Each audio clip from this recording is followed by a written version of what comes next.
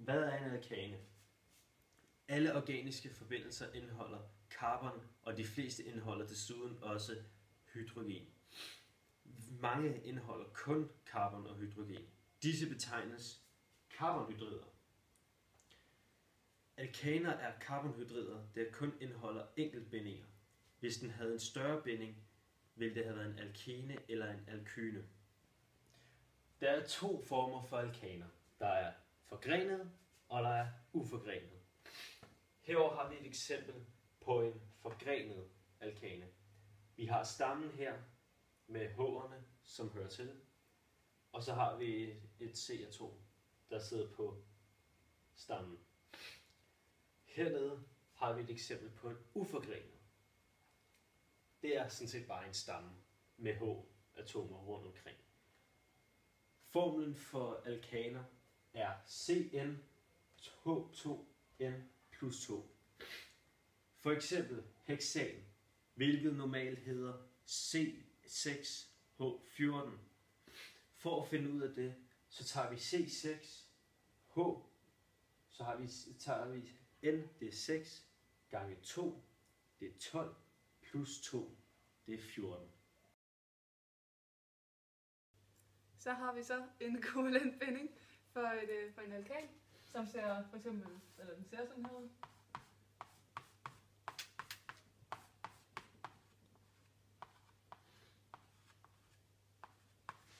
Og det gør den så, fordi at så opfylder den oktetreglen, som så vil sige, at C'et har 8 elektroner, og H'et har 2 elektroner. Og det vil de meget gerne have, så derfor så er de glade, og så har de opfyldt oktetreglen. Hej, nu skal jeg fortælle lidt om den rummelige opbygning og bindingsvinkler af alkaner. Og jeg har tegnet 3 eksempler op af forskellige stoffer og deres rummelige opbygning. Hvis vi tager det første, så er det metan, og det har en tetraide-formet rummelig opbygning, og det vil sige, at den er sådan trekantet i det. Der er forskellige symboler ved den rummelige opbygning, og dem kan jeg lige forklare. Den her trekantet her, det betyder, at H'et peger ind mod os. Den er stippet linje, betyder, at den peger den vej væk fra os. H'et betyder, at det sidder herover, og den lige streg her betyder, at der sidder opad. Så på den måde kan man ligesom bruge en rummelig opbygning. Man kan ligesom tegne en tredimensionel tegning på en todimensionel flade. Som sagt skal vores første eksempel metan, og nu skal jeg så bestemme bindingsvinklen. Og bindingsvinklen, det er den vinkel, som de forskellige atomer de er bundet fast i selve stoffet. Og her der er bindingsvinklen 109,5 grader. Og i vores andet eksempel, ammoniak, der har vi en pyramideformet rummelig opbygning. Det vil sige, at det ligner en slags pyramide. Og bindingsvinklen her er 107 grader. Og til sidst der har vi det klassiske eksempel, vand eller H2, som har en vinklet rummelig opbygning. Det vil sige, at den ligner bare en vinkel. Og bindingsvinklen den er så på 104,5 grader. Så det var lidt om rummelig opbygning og bindingsvinkler. Hej, jeg skal fortælle jer lidt om navngivningen af alkaner. Og som I nok kan se, så har jeg skrevet 5 trin op, som ligesom gennemgår gennemgangen af navngivningen her. Vi starter med A, som hedder den længste carbonkæde findes. Og det gør vi sådan her. Den længste, det er den her. Den består så af 1, 2, 3, 4, 5, 6 carbon. Og når vi har fundet det, så går vi videre til trin B, som hedder den længste carbonkæde nummereres, så afgreningerne får laveste nummer. Vores afgreninger er her og her. Så for at den her, den sidder tættest på starten, for laveste nummer, så bliver vi nødt til at tælle herfra. Så den hedder 1, 2, 3, 4, 5, 6 igen. Det nytter nemlig, hvis vi tæller fra den her side. 1, 2, 3, så kommer vores afgrening først til nummer 3. Trin C hedder numrene på sidegrenene noteres.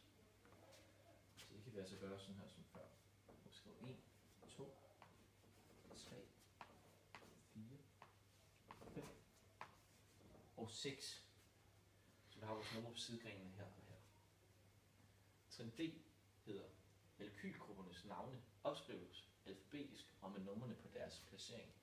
er der mere end én alkylgruppe af samme slags, angives det med talordene di, tri, tetra osv.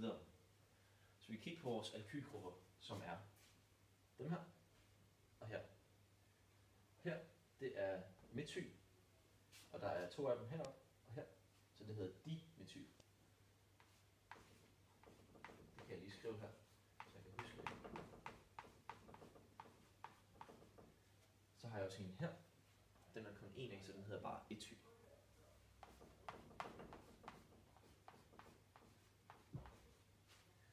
Super. Trin E. Hovedcarbonkædens navn bestemmes og skrives til sidst i navnet for forbindelsen. Så nu skal jeg altså navngive den her carbonkæde. Som sagt var der 6 carboner i den her kæde, så derfor hedder kæden heksan.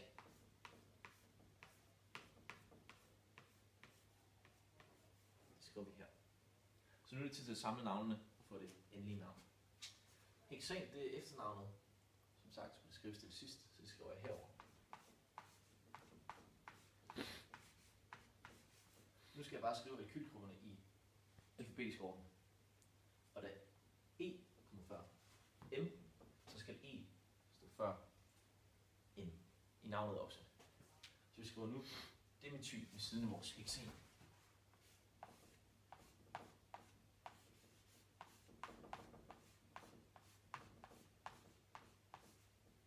Super. Og vores dimetyl, de sidder i toeren. Så derfor skal det hedde 2,2, da vi har 2 af dem. Begge to sidder i 2. Vi skriver 2,2. Nu når vi så til vores etyl, som sidder i nummer 4. Og hedder etyl, så vi skriver 4 etyl. Så har jeg sat navnet i orden, og det sidste navn bliver altså 4 etyl 2,2 dimetyl heksan.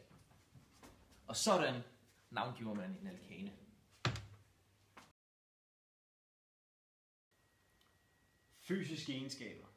Et eksempel på fysiske egenskaber er kogepunkt. Her har vi butan.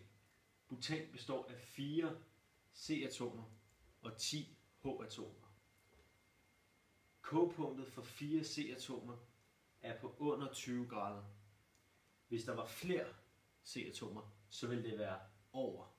Og jo flere der er, jo højere er temperaturen for kogepunktet. Hvis der er minus 5, altså mindre end 5 C-atomer som butan, vil det være gas. Hvis vi kommer op mellem 5 og 16 C-atomer, er det væske. Hvorimod, hvis det kommer helt op på 16 plus, altså over 16, bliver det til fast form.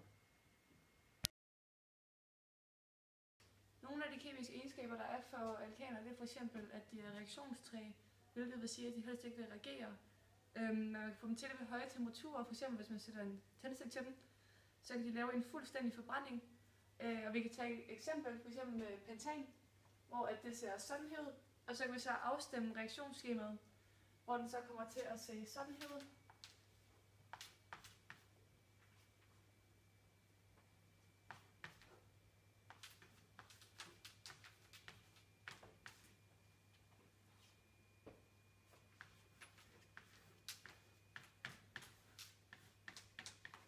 Så den kommer til at hedde C5H12 plus 8O2 er lige med, eller bliver til 5O2 plus 6H2O.